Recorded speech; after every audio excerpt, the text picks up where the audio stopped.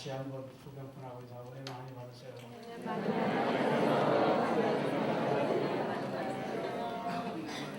축복된 새 출발을 위해서 새해를 위한 결단의 말씀을 좀 전하려고 준비를 했습니다. 얼마 전에 우리 현대중앙교회에서 남전도에 헌신예배가 있는데 저보고 설교하라고 해서 제가 하나님의 말씀으로 살아야 된다는 내용의 메시지를 전했더니 담임 목사님이 너무 오해가 된다고 하면서 원고 좀 달라는 거예요. 자기들도 동해 다니면서 사용할 거예요. 사실은 하나님의 말씀 전체가 다 은혜가 되죠. 어느 부분만 은혜가 되는 건 아니죠.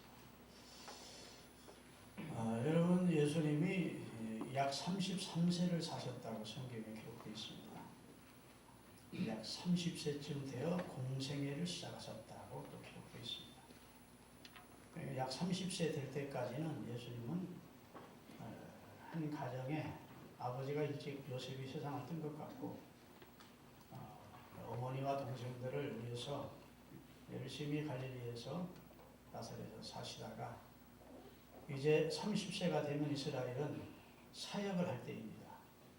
30세까지는 서로 하나님의 아들이라도 기다리셨다가 30세가 되자 예수님이 성령의 감동을 받으시고 이제 세례요한에게 가서 세례를 받죠. 그때 이제 세례요한에게 미리 주님께서 말씀하시기를 내일 네게 세례를 받는 이가 오는데 그는 내 아들이다. 그의 머리에 성령이 비둘기같이 임하는 것을 내가 보리게 될 터인데 그렇게 많이 몰려오는 이스라엘 군중들 가운데 성령이 임해 있는 사람이 곧 내 아들임을 알라. 이걸 보세요. 요한이 그날은 주님의 계시를 받았으니까 두리번거리면서 그분이 누구일꼬 하고 살았는데 예수님이 나타나시는데 위에 성령이 비둘기같이 성령이 임해 있는 겁니다. 그래서 그분을 향해서 보라 저분은 세상 죄를 지고 가는 하나님의 속죄의 양이다. 매일매일 구원자시다고 소리를 찾고 예수님이 와서 세례 받기를 원하니까 무슨 말씀이시냐. 예수님이 제게 세례를 주셔야지 내가 어떻게 하나님의 아들에게 세례를 줄 수 있느냐 했더니 네가 이같이 행하여 하나님의 의를 이루거라. 그래서 세례요한이 주님의 말씀에 순종해서 예수님께 세례를 베풀었습니다. 그랬더니 예수님이 물속에서 올라오는데 성령이 또 강하게 비둘기같이 그에게 임하면서 하늘에서 소리가 나기를 이는 내 사랑하는 아들이요 내 기뻐하는 자라. 하나님의 음성이 들리게 됩니다. 그때부터 예수님이 제자들을 선택하기 시작합니다. 그런데 세례 요한의 수석 제자 가운데 안드레라는 제자가 있었는데 세례 요한이 예수님을 높였잖아요. 세상 죄를 지고 하는 하나님의 아들이라고. 나는 물로 세례를 주지만 저분은 불과 성령으로 세례를 주시는 분이라고. 저분과 나는 비교하면 나는 그분의 신들매를 풀기도 감당할 수 없다고. 다시 말해 나하고는 비교가 안 되는 하나님의 아들이라. 나는 피조물이고 저분은 창조주시고 나는 그의 신발끈을 묶어주기도 자격이 없는 자다. 이스라엘 온 백성 중에 가장 인기가 있던 세례 요한이 자기는 쇠해야 되고 예수님은 흥해야 될 뿐이고 할렐루야. 나는 물로 세례를 주면 저분은 성령과 불로 세례를 주시는 분이에요. 저분은 인류의 죄를 속죄하기 위해서 오신 하나님의 속죄의 양이시고 그러니까 사람들이 세례 요한을 따르는 사람들이 다 예수님에게로 몰려가는 겁니다. 세례 요한도 제자들이 있었는데 와서 자기 선생 세례 요한에게 선생님 다 사람들이 예수님께 몰려갑니다. 그랬더니 당연하다. 나는 쇠해야 하고 나는 광야의 소리로 예수님의 나타나심을 알리는 왕의 앞에 서서 소리치르는 소리꾼과 같고 진짜 주인공은 저분이시다. 아멘. 그러자 예수님 세례 요한의 제자 가운데 안드레가 제가 그럼 그분의 제자가 되는 게 어떻겠습니까? 가라. 그래서 이제 안드레가 세례 요한의 제자였다가 예수님의 제자가 되는 겁니다. 그리고 그 형 베드로에게 가서 그때는 시몬이죠. 내가 메시아를 만났다. 그러니까 무슨 메시아가 나사렛 같은 데서 나겠느냐 믿지 않다가 예수님이 티베리아 바닷가에서 물고기 밤새도록 그물 던지는데 한 마리도 못 잡고 있는 그 현장에 예수님이 오셔서, 예수님이 제자 선택했다고 그날부터 막 데리고 다니고 같이 숙식하고 한 건 아니니까, 베드로와 안드레가 물고기 잡는 갈릴리 바다 현장에 오신 겁니다. 오셔서 모여드는 많은 무리들이, 세례요한 따르는 사람들이 다 예수님을 따르니까 예수님을 인산인해 같은 많은 군중들이 예수님을 따라오는 겁니다. 그러니까 그날도 아침인데 새벽인데도 사람들이 예수님을, 그만큼 사람들이 참된 목자에 대해서 목말라 있었다고요. 말라기 이후에 선지자가 400년이 없었어. 그러다가 세례요한이 진짜 선지자인 줄 알았더니 세례요한보다 더 큰 선지자가 나타났다 하니까 수많은 선택받은 이스라엘 백성들이 하나님의 말씀을 듣기 위해서 예수님께 모여드는 겁니다. 할렐루야. 너무 많이 백사장에 모여들자 예수님이 그물을 싣고 있는 한 배를 청해서 배를 가까이 대달라 해서 예수님이 그 배에 오르시고 말씀을 전하시게 된 겁니다. 할렐루야. 전하신 다음에 시몬 베드로에게 깊은 곳으로 가서 그물을 내려 고기를 잡으라. 그랬더니 시몬 베드로가 결단을 해야 될 시기가 된 거예요. 저분의 말을 들을 것인가, 아니면 밤새도록 그물 던졌는데 하나도 못 잡았는데 피곤해서 좀 쉬어야 되겠습니다. 그물 다 씻어놨습니다. 그럼 번거로운 일 하기 싫습니다.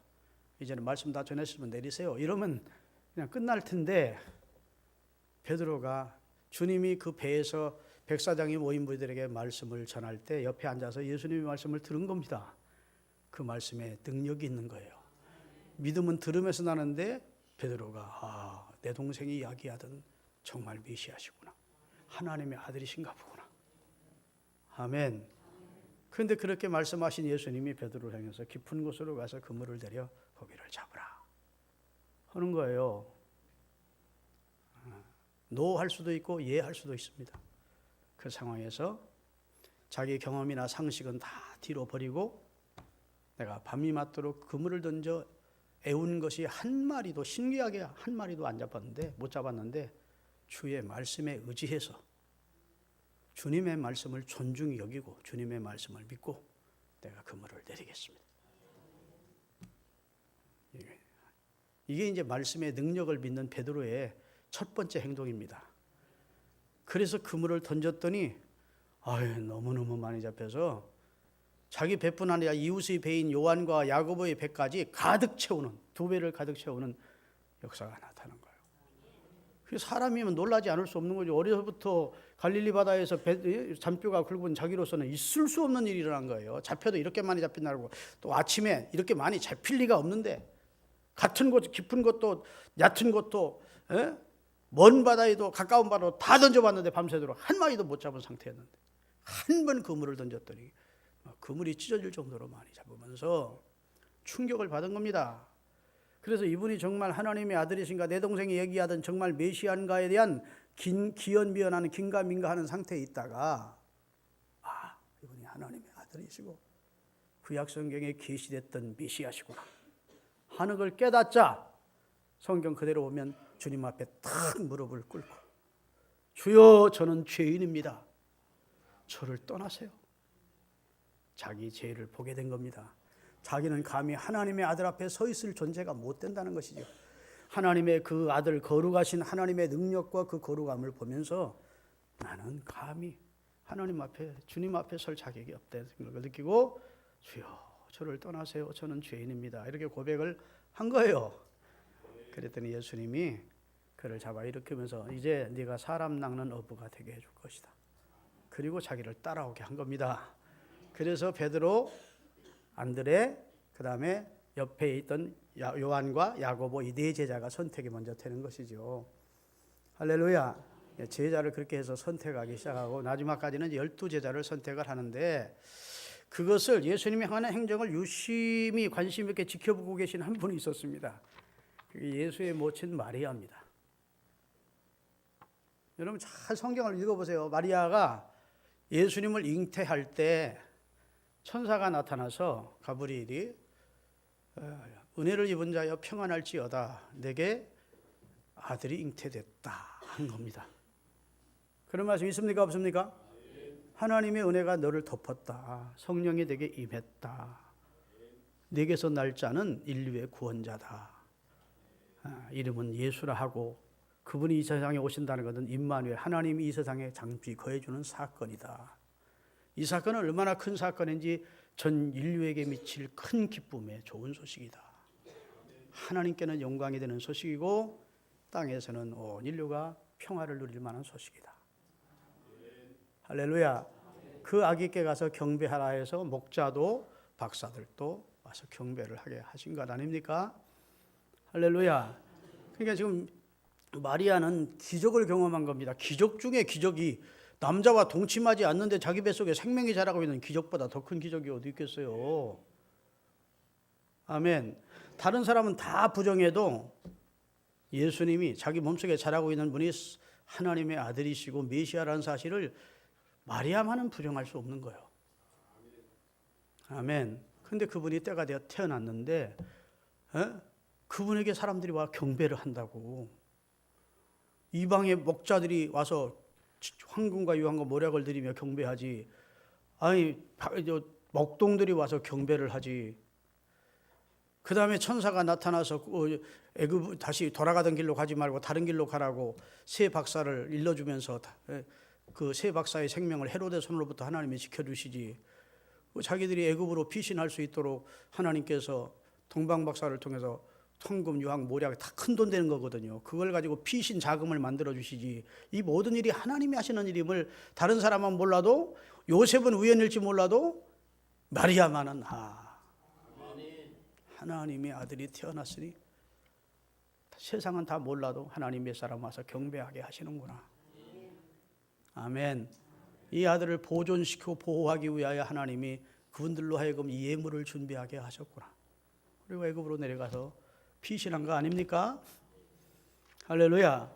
그리고 그 헤롯이 죽자 다시 고향 나사렛으로 돌아와서 거기서 예수님이 장성하기 시작한 거예요. 우리가 지지난주에 배웠지만 12살 되었을 때 예수님이 그때 부모님을 따라 성전에 가기 시작하면서 이스라엘의 모든 관례를 쫓아서 이스라엘의 한 젊은이들까지 똑같은 과정을 밟으신 겁니다. 그런데 마리아는 성경에 보니까 그 말을 마음에 두었다는 말은 그런 말이 있습니까 없습니까? 예수님이 하시는 모든 행동과 말을 마음에 두었다는 거예요. 그런데 다시 돌아옵니다. 예수님이 수많은 사람들이 예수님을 따라다니고 예수님이 제자들을 선택하기 시작하니까 이제 하나님이 예수를 통해서 하시고자 하시는 일을 자기 백성을 구원하는 일을 시작하시는구나. 아멘. 알게 된 것이죠. 근데 예수님의 모친 마리아의 사촌 집에 결혼식이 있었다고요. 그래서 예수님도 초청을 받았다고요. 인척집이니까. 그래서 예수님과 제자들이 그 집으로 잔치집에 가게 됐다는 거예요. 첫 번째 하나님의 아들 예수가 행한 이적을 말하는 겁니다. 오늘 본문은. 가게 됐어요. 가게 돼서 거기서 접대를 받고 있는데 오늘 우리 교회가 평상시보다 30명이 더 모였어. 그래가지고 식당이 난리 났었어요. 오늘 음식이 떨어져가지고 다시 밥하고 그런 비슷한 사건이 그 잔치집에도 나타났어. 요한복음이랑. 포도주가 떨어져 버렸네. 잔치집에 포도주가 없으면 이스라엘 사람들은 포도주를 일상의 음료처럼 이렇게 먹었다고요. 포도주가 떨어졌어. 그러니 잔치집이 낭패 아닙니까? 큰일 난 거죠. 그럼 포도주가 떨어졌으면 우리처럼 지금처럼 이렇게 가게로 달려갈 수 있는 그런 당시로서는 그런 환경이 아니라고요. 본인이 준비해뒀다가 결혼식을 위해서 내놨는데 다 떨어져 버렸네. 그래서 살아갈 수도 없네. 이런 상황인데 예수의 모친 마리아가 예수님을 찾아온 겁니다. 전능하신 하나님의 아들. 할렐루야. 인류의 구원자. 내 아들이 내가 몸속에서 대가라겠지만 이분은 우리와 같은 분이 아님을 안 거예요. 그래서 포도주가 떨어졌다. 이렇게 일러주었더니 무엇나하고 상관이 있습니까? 예수님이 좀 퉁명스럽게 하셔서 아직은 내 때가 아닙니다. 아멘. 예수님은 분초를 맞춰가면서 하나님의 때를 기다렸다가 사역을 하셨어요. 다른 동생들이 몇 년 후의 일이지만 예루살렘으로 올라가자 하니까 아직은 내 때가 아니다. 동생들이 뭐라고 합니까? 아유, 형이 하나님의 아들이라며. 그러면 사람 많은 예루살렘 도시에 가서 하나님의 아들이라고 증거해야지 왜 여기 은둔해 있어? 이래서 아직은 내 때가 아니. 또 먼저 올라가라 해놓고 후에 올라가십니다. 그리고 그때는 이제 주님이 십자가를 지실 때가 이런 줄 아시고 하나님의 프로그램에 하나님의 시간표에 예수님은 탁탁탁탁 맞추어서 생을 마치다가 결국은 성찬을 하시고 그 다음날 십자가에서 우리를 위해 제물이 되어주신 겁니다. 예수님이 임의대로 한 것이 하나도 없고 하나님이 주신 그에게 프로그램을 따라서 예수님은 행동하셨어요. 아직은 내 때가 아닙니다. 기다렸다가 얼마나 기다렸는지 모르지만 이제 그래 예수님은 아직 내 때가 아니다 했는데 그 어머니가 한 말이 중요합니다. 모친이 오늘 이렇게 설교 길게 하려고 안 했는데 그래도 재밌죠? 그 상황을 우리가 다 머리로 연상할 수 있잖아. 예수님의 어머니 마리아가 아직 내 때가 아니에요 했는데도 불구하고 하인들을 부른 겁니다. 잔치집에 하인들, 수종도는 하인들을 불러놓고 저분이 무슨 말씀을 하시든지 그대로 해라. 그게 믿음입니다. 마리아의 믿음. 거기 모인 사람들은 예수님에 대해 관심 없어요. 물론 요즘 뜨고 있는 한 젊은이라고 보았을 겁니다.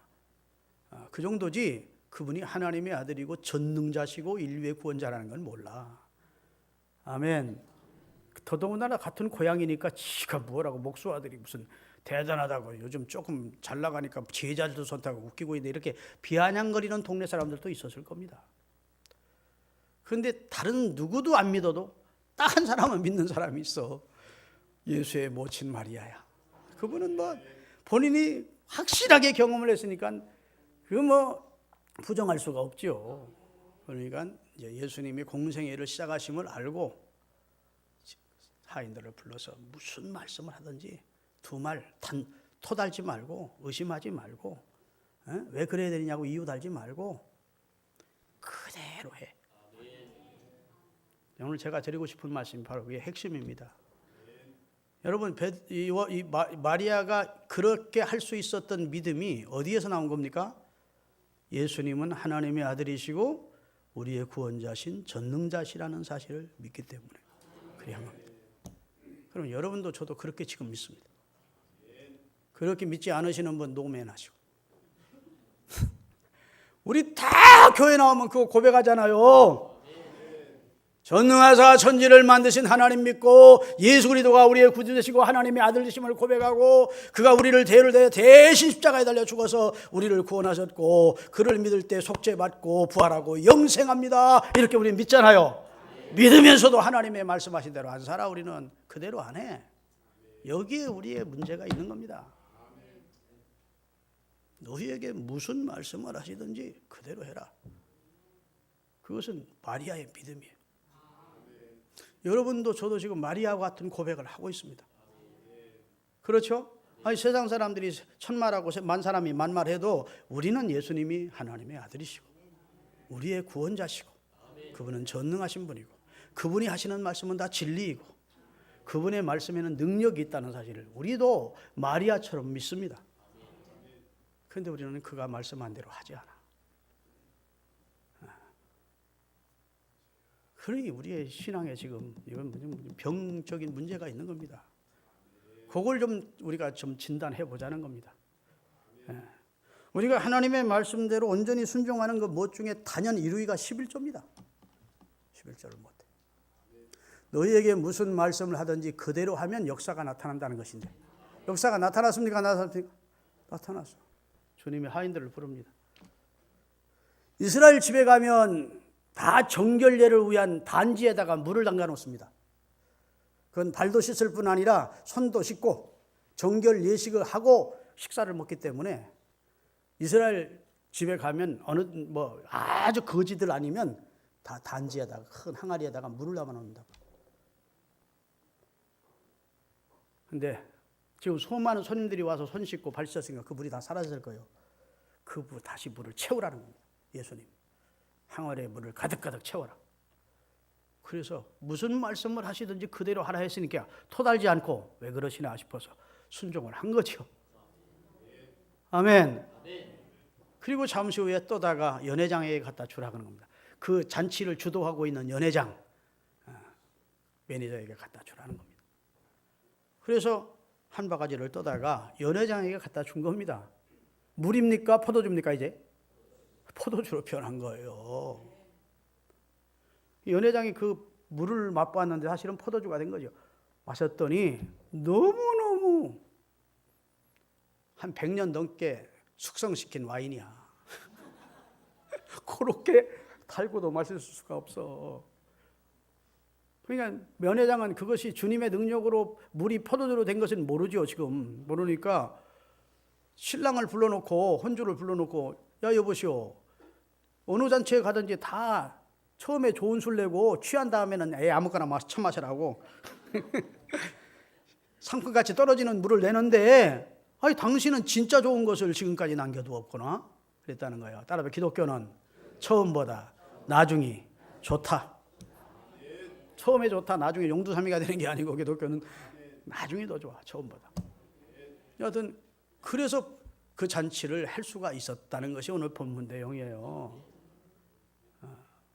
여러분, 우리가 주님이 무슨 말씀을 하시든지 그대로 하라는 온전한 순종을 요구하고 있습니다. 창세기 3장, 말라기 3장 10절을 띄우겠습니다. 그게 어떤 순종을 요구하는지 한번 보십시다.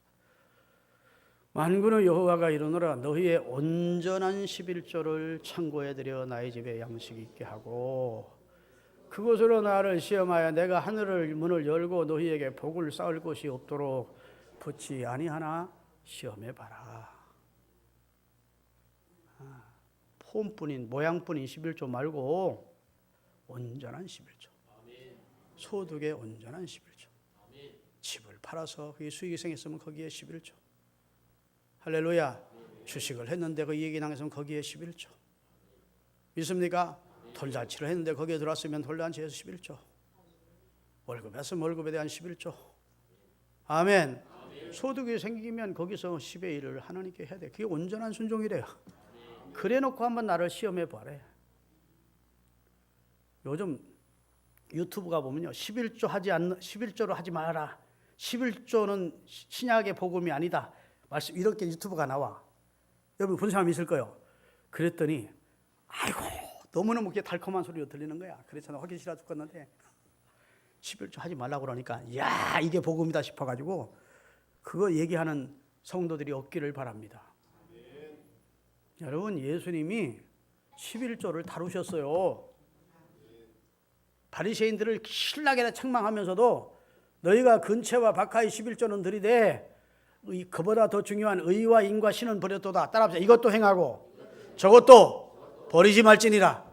11조도 드리고 의와 인과 신도 행하라는 겁니다. 아멘. 이제 내가 왔으니까 율법 다 폐지됐으니 11조 드리지 마라. 예수님이 그런 말 하신 적이 성경 아무리 찾아도 없어요. 인간의 욕심이 탐심이 하나님과 적극이 타협을 하려고 하는 겁니다. 이 정도 드리면 하나님도 뭐 봐주시겠지. 아니야. 온전한 11조로 하래. 그러니까 소득이 더 늘어나질 않아. 늘 거기서 멈추어 있어요. 아이, 신년 축복성에 놓고 첫날부터 헌금 얘기해서 부담 주네. 이렇게 받아들이지 마시고 우리에게 무슨 말씀을 하시든, 내가 수긍이 되는 말씀을 하시든 내가 수긍이 안 되는 말씀을 하시든 그대로 하라는 말씀이에요. 마르야가 하인들에게 한 말은 그렇죠? 이해 타당한 말씀을 하든 이해가 안 되는 말씀을 하든 너희들이 토달지 말고 그대로 해래. 그대로. 아멘. 근데 오늘 말라기에도 온전한 11조를 드리래. 온전한 11조. 여러분 주님의 말씀 앞에 온전하시기를 바랍니다. 하나님의 한번 떨어진 말씀과 타협하면 안 돼요. 하나님은 타협의 대상이 아니에요. 온전한 순종을 요구하시는 겁니다. 모든 것이 다 하나님 것 아닙니까? 빈손으로 우리 왔고 옷 걸칠 수 있는 옷 주셨고 사랑하는 가족 주셨고 머물 수 있는 주택 주셨고 아멘.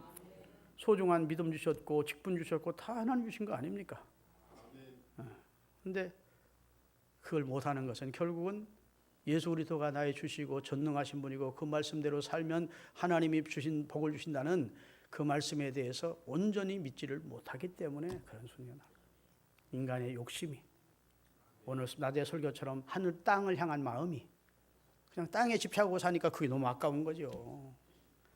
이건 내가 예를 11조로 들어가면 다른 모든 것이 다 그렇습니다. 온전히 순종을 못하는 것은 내가 하나님 앞에 무슨 말씀을 하시든지 그대로 하라는 말씀 앞에 토를 다는 겁니다.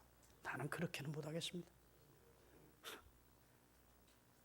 올해는 토 달지 마시고 의심하지 마시고 할렐루야.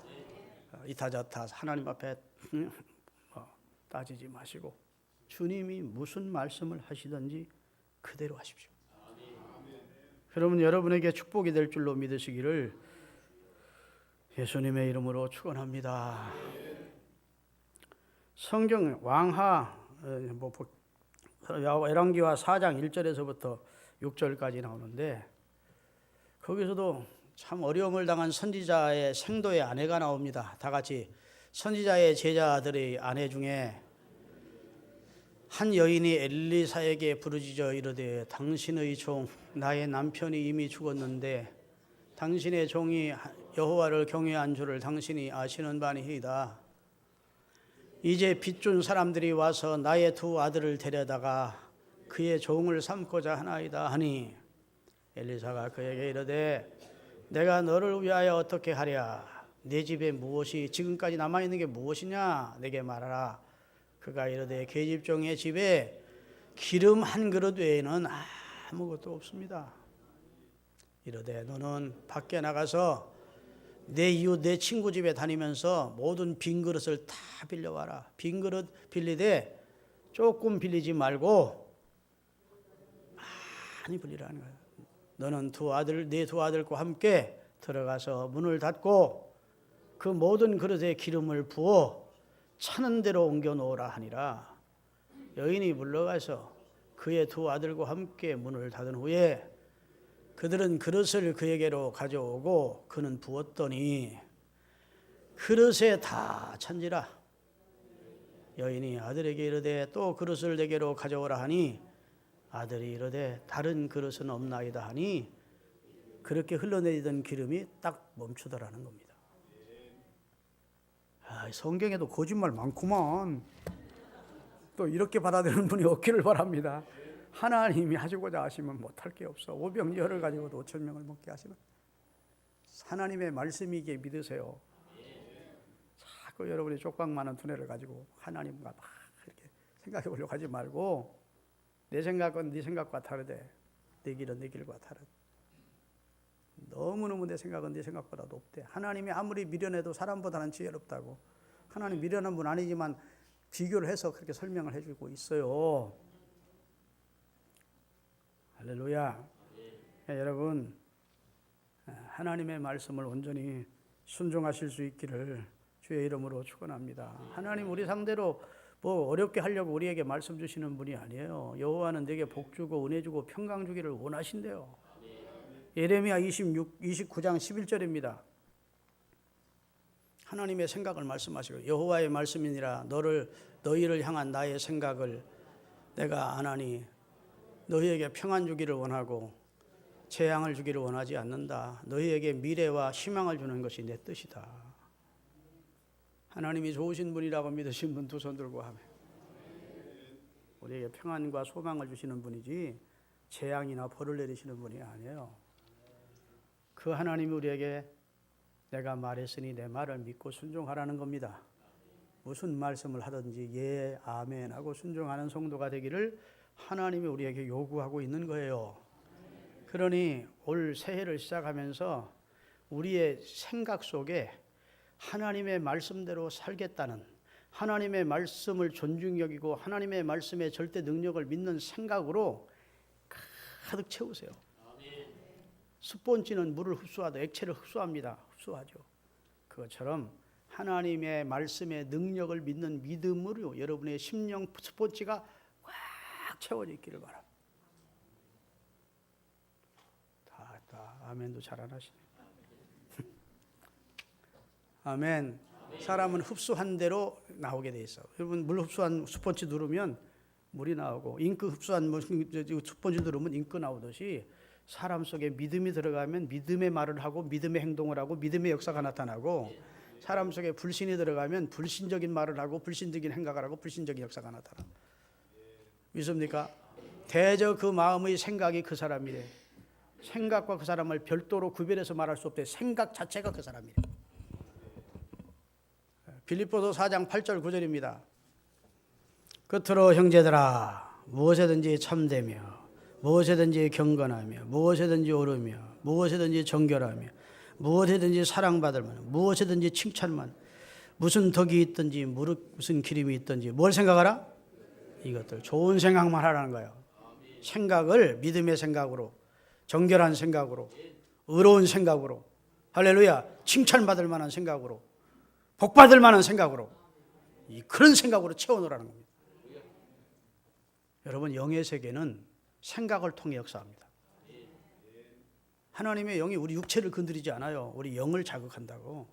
마귀도 영을 자극합니다. 생각을. 그래서 요한복음 13장 2절에 보면 마귀가 벌써 가룟 유다의 마음에 예수를 팔려는 생각을 집어넣었대. 생각을 통해서 마귀가 역사하고 성령도 우리 생각을 부여잡고 역사합니다. 그래서 무릇 지킬 만한 것보다 뭘 지키라고요? 마음 지키라는 거예요. 마음이 시험 들면 여러분 교인들 교회 생활 잘하다가 시험 들어보십시오. 얼굴부터가 달라져.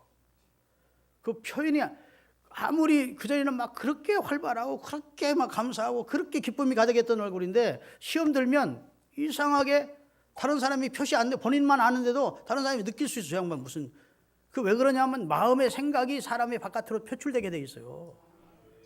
말 들어보면 그 사람이 건강한 신앙인인지 병든 신앙인인지 그 사람이 지금 믿음이 충천해 있는 좋은 신앙인인지 시험 든 신앙인지 알 수 있어. 왜냐하면 말이라는 게 그냥 머물러 있지 않고 생각이라는 게 말을 통해서 표출이 되게 돼 있다고. 여러분 믿음으로 가득 채우시되 하나님의 말씀대로 살겠다라는 생각으로 채우십시오. 내게 무슨 말씀을 하시든지 나는 그대로 하겠다. 할렐루야. 그 하나님의 말씀의 능력을 믿어야 돼요.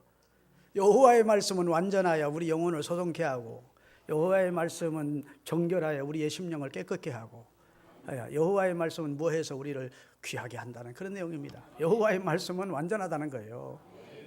실없는 말씀을 예수님은 하나님은 하시는 분이 아니라는 겁니다.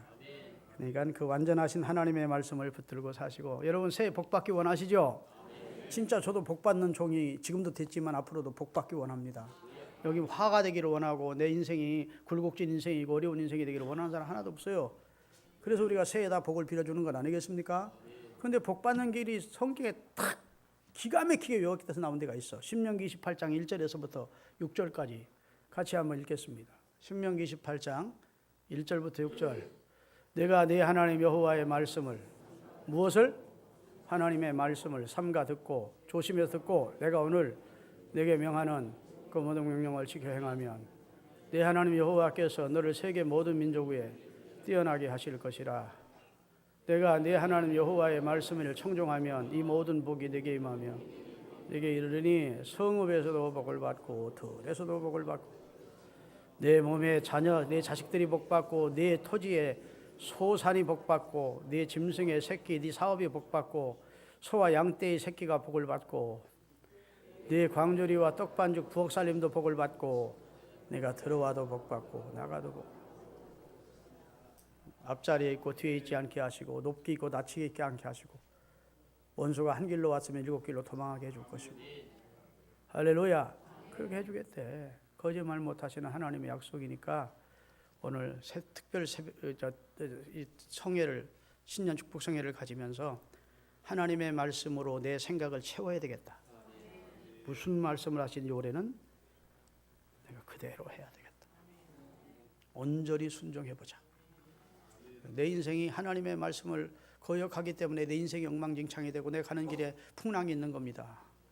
유라굴라라는 풍랑을 왜 만났습니까? 하나님이 미항에서 출발하지 말라고 했는데 출발했어.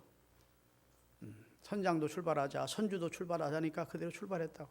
출항했는데 득이 한 줄 알았는데 지중해 한복판에서 유라굴라는 광풍을 만났어. 바울이 말합니까? 하나님의 말씀 내가 여러분이 하신 대로 말씀한 대로 하나님의 말씀대로 출항했더라 안 하더라면 이 풍랑을 만나지 않았을 텐데. 아멘. 당신들이 하나님의 말씀을 우습게 여긴 결과요. 그렇지만 이래도 하나님이 나를 위해서 여러분의 생명을 다 보호해 주시겠답니다. 이렇게 준비한 말씀이 많은데 오늘 길게 하면 내일 안 오실 것 같아서 됩니다. 핵심은 다 전했어요.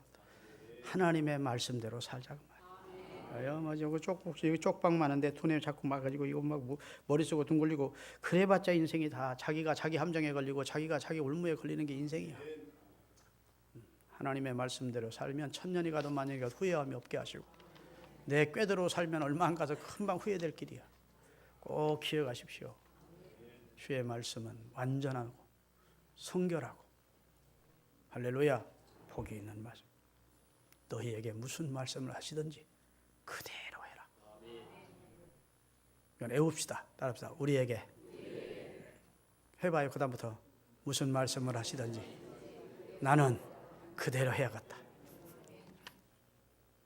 다시 한번 우리에게 무슨 말씀을 하시든지 나는 그대로 할 것이다. 진짜죠?